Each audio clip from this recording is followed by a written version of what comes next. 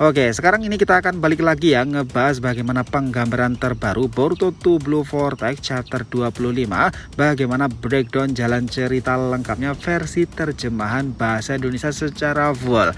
Nah, di sini akan ada berbagai hal menarik seperti Momoshiki ternyata kembali loh, dan juga ternyata Kurama itu melatih Himawari. Anyway, teman-teman, mohon maaf sebelumnya karena seminggu lalu kita nggak bisa ngupload sama sekali video karena ada urusan keluarga, dan alhamdulillah putri pertama kami itu baru saja lahir, jadi banyak hal yang harus dikerjakan. Tapi sekarang kita akan kembali lagi untuk ngebahas 2 Blue Vortex chapter 25, bagaimana jalan cerita lengkapnya itu lebih dalam. Nah, ini bakalan menarik loh. Let's go, kita bahas lebih dalam lagi.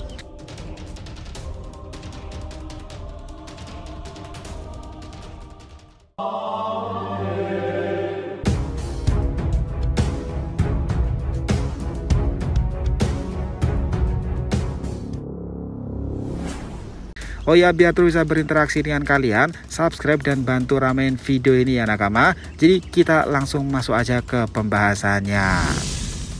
Nah, di sini tuh memang bagian pertama dari sebuah volume yang paling seru yang pernah kita lihat sebenarnya. Tidak ada bagian lain yang bisa mengalahkan bagian yang satu ini sih. Akhirnya kita mendapatkan bocoran full manga Boruto 2 Blue Vortex chapter 25. Itu benar-benar luar biasa banget sih sob. Cover chapter 25 kali ini tuh memang diisi oleh Himawari lagi ya. Jadi setelah kita mendapatkan cover chapter Boruto, Kawaki atau bahkan Sarada sebanyak beberapa kali itu, sekarang giliran Himawari untuk ketiga kalinya ternyata muncul sebagai cover story-nya loh. Hima tampil dengan pakaian baru. Dia sekarang itu menggunakan pakaian yang mirip sekali dengan mini set dan ditambah dengan celana jeans yang sangat keren banget tuh. Judul chapter 25 itu adalah gadis-gadis itu. Tulisan ini bagian covernya itu berbunyi kekuatan yang telah terbangun sebagai teman dan juga sebagai sekutu.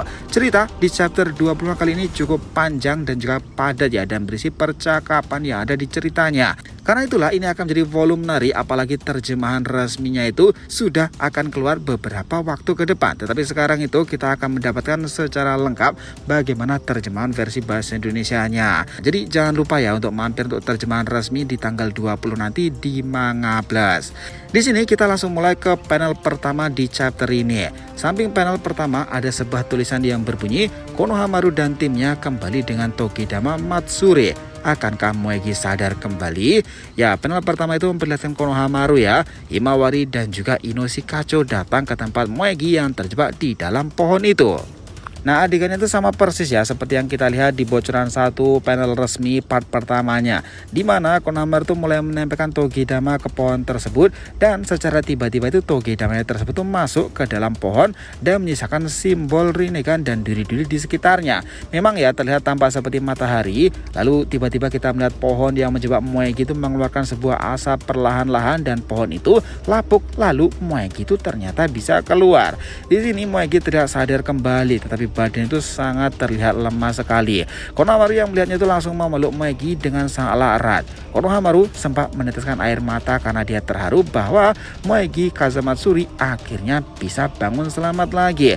Boruto yang di sini tuh nampak melihat situasi mereka dari atas langit. Di sini terlihat shinobi Konoha lain yang memperlihatkan Boruto pula. Adegan itu benar-benar luar biasa sih cuy. Apakah mungkin Boruto Sarada diizinkan untuk berada di desa Konoha sementara waktu ini? Jelas ini menarik ya. Kemudian adegan beralih ke Sunagakure, terlihat Kankuro sedang berkomunikasi dengan Gaara. Kankuro itu lantas berkata, ya, Shinki juga sudah kembali normal di sini. Gaara juga telah aman. Lukanya itu memanglah parah, tetapi tidak sampai mengancam nyawanya pula. Semua ini efek dari jutsu penyegelan tersebut. Dia masih belum sadar dan dia seharusnya akan segera bangun lagi. Di sini kita diperlihatkan ya Gaara yang sedang dirawat di rumah sakit itu. Lalu Shikamaru pun juga berkata, begitu ya rupanya. Bagiku itulah yang terpenting sekarang ini. Kemudian tiba-tiba aja Kamaru lagi ya, si Sai itu. Sai lantas berkata, Shikamaru, para tetua itu sedang menunggumu di tempat itu. Jelas di sini tuh Shikamaru membalasnya, ya aku akan segera datang ke sana. Adegannya langsung beralih ke rumah sakit Konagakure. Terlihat Moegi itu sedang dirawat di sebuah ruangan rumah sakit ya. Di sana ada Konohamaru, Himawari, Inoshikacho, Sakura, dan juga Sumire. Nah, di sini Sakura itu lantas berkata, tidak ada tanda-tanda kerusakan pada tulang atau bahkan ototnya. Organnya juga terlihat normal sekarang ini. Tapi aliran cakranya itu tersumbat. Kurasa karena pohon itu yang menguras cakranya itu. Tiba-tiba Sarada hendak masuki ruangan tempat itu berada. Sebelum sempat masuk ke ruangan itu, dia terkejut nih melihat ada Sumire di sana pula. Sakura melanjutkan kata-katanya. Soal gejala yang ada dasarnya itu adalah malnutrisi ringan. Yang penting sekarang adalah makannya dengan benar dan istirahat dengan cukup pula. Nah, Sumire itu lantas melanjutkan. Syukurlah. Himawari lantas melanjutkan. Moegi Sensei. Moegi lantas membalasnya. Maaf sebelumnya, aku sudah ngebuat kalian khawatir dan terima kasih, Konohamaru-chan. Dia mengatakan seperti itu loh. Konohamaru tuh lantas berkata, ya, cepatlah sembuh Matsuri. Oke. Di sini teriak Sarada dan juga Sumire agak canggung ya. Di sini tuh Sumire menatap ke arah Sarada, lalu Sarada berkata, "Hei, ada apa?" Sumire lantas berkata lagi. Ya, adegan langsung beralih keluar di rumah sakit. Terlihat Sarada dan juga Sumire sedang berdua aja nih. Nampaknya mereka ingin berbicara tanpa diketahui banyak orang. Mereka itu masih tidak ada yang memulai pembicaraan sih memang. Keduanya masih saling canggung satu sama lain. Lalu akhirnya percakapan pun dimulai oleh Sumire. Di sini Sumire itu lantas melanjutkan, ngomong-ngomong kerja yang bagus, misi kali ini cukup berat sekali kan? Sarada lantas berkata, ya kira-kira juga seperti itu. Kira-kira juga seperti itu. Nah, Sumire sempat terdiam sejenak karena tidak tahu mau bicara apa lagi ya. Lalu tiba-tiba saat Sumire ingin berbicara, ternyata Sarada juga ingin berbicara pula. Jadi mereka sempat bentrok saat membuka pembicaraan baru tuh. Sarada dan Sumire itu sama-sama terkejut. Lalu Sarada berkata, apakah tidak apa-apa kalau aku memanggilmu seperti itu? Sumire mengingat kembali bahwa dia pernah berkata kepada Sarada, berapa lama lagi kau akan terus memanggilku dengan sebutan ketua kelas seperti itu? Sumire pun menjawab seperti itu ya dari pertanyaan Sarada. Dia lantas berkata, ya, nah di sini ada sesuatu yang menarik pula. Eida itu terlihat memantau perbincangan Sumire dan juga Sarada loh, ternyata menggunakan Senrigannya itu. Sarada itu lantas berkata, maaf semuanya, aku memang tidak peka sama sekali. Sumire membalas, tidak, seharusnya akulah yang meminta maaf. Aku sudah mengatakan hal seperti itu secara tiba-tiba dan sekarang aku benar-benar terlalu belak-belakan sekarang ini. Sarada berkata lagi, saat itu aku hanya benar-benar terkejut di sana pula kan. Aku bahkan tidak tahu harus menanggapinya seperti apa.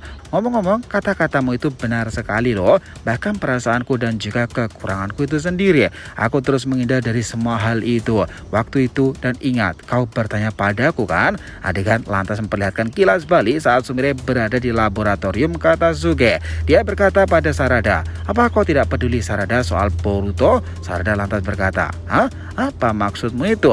Kembali ke dunia saat ini ya. Sarada itu kembali mengatakan lagi, apa yang ku katakan saat itu adalah apa yang sebenarnya ku rasakan. Pada saat itu setidaknya maksudku, aku bahkan tidak pernah mempertimbangkannya seperti memiliki perasaan khusus tentangnya atau apapun.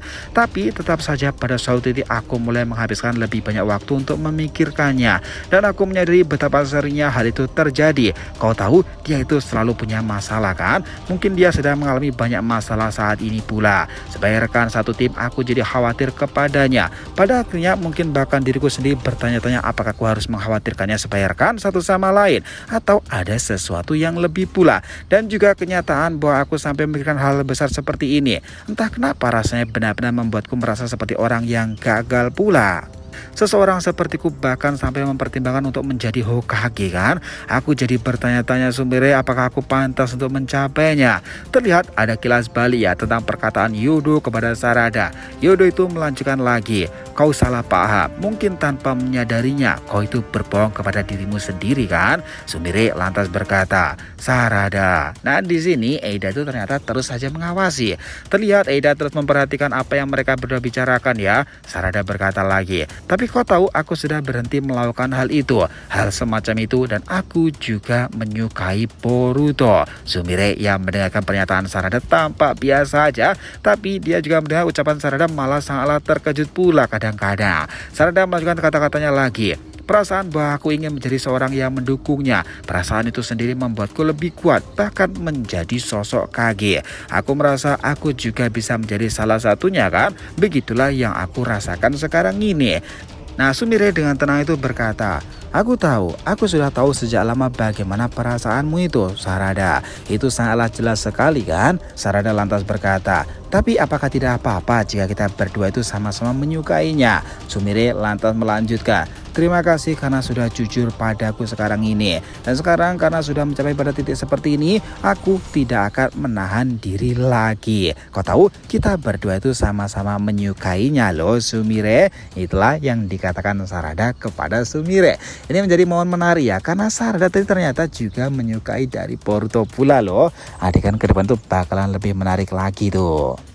Nah, sekarang ini adegan itu kembali kepada Eida sendiri ya. Dia tuh sepertinya mulai sadar bahwa pengaruh Zeno-nya tidak berefek pada Sarada dan juga Sumire. Eida pun lantas berkata, "Ini bukanlah lagi lelucon. Dari sejak dulu kalian melakukan ini di belakangku tanpa izin ya. Jangan terlalu panas dan ngebuat ini jadi topik hangat. Hei tim sensor, cepat jawablah aku sekarang juga. Bukan aku sekarang juga kepada garis-garis itu." Ya, ternyata Eida minta tim sensor untuk segera menyambungkan dirinya dengan Sarada dan juga kepada Sumire. Sepertinya Sarada itu ingin memperjelas alasan kenapa Sumire dan Sarada bisa tidak terkena kekuatan Zeno tersebut ya. Sepertinya Eida itu ingin memperjelas alasan kenapa Sumire dan juga Sarada itu bisa tidak terkena kekuatan Zeno-nya. Ini menjadi salah satu topik yang sangat seru di chapter kali ini. Adegan langsung beralih ke rumah Naruto itu. Terlihat di dalam rumah itu tersebut Hima itu sedang bermeditasi. Ini bakal menjadi chapter menarik. Rupanya dia sedang berlatih bersama Kurama di alam bawah sadarnya loh.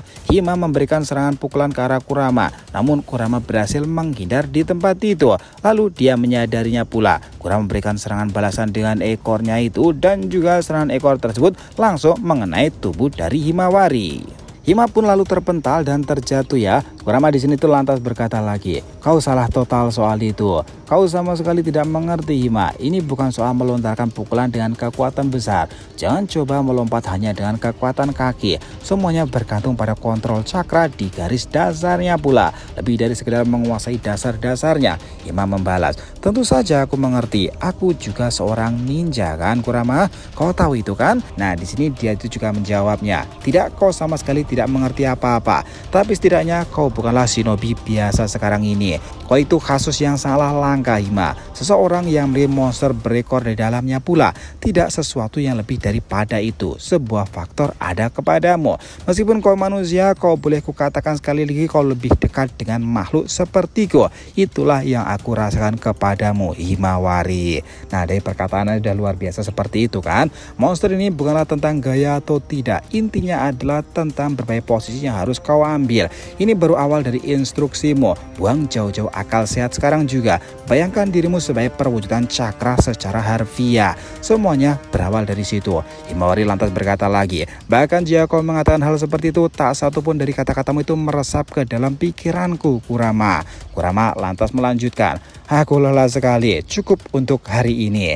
Himawari lantas berkata, "Hei, tunggu dulu sekarang itu, Kurama." Hima langsung sadar kembali dari meditasinya. Dia lantas berkata, "Kita bahkan belum selesai berbicara loh, Kurama." Nah, terlihat ya, ternyata itu Boruto ini terus memperhatikan Himawari dari atas tersebut. Nah, dia sepertinya duduk di atas genteng rumah tersebut ya. Perlahan-lahan Boruto mulai memejamkan matanya. Dia sambil mengawasi Himawari dan juga sepertinya ingin melakukan sesuatu. Ternyata Boruto sedang memasuki dimensi tempat di mana jiwa Momoshiki berada. Akhirnya cuy, Momoshiki Otsutsuki benar-benar keluar di chapter sekarang ini.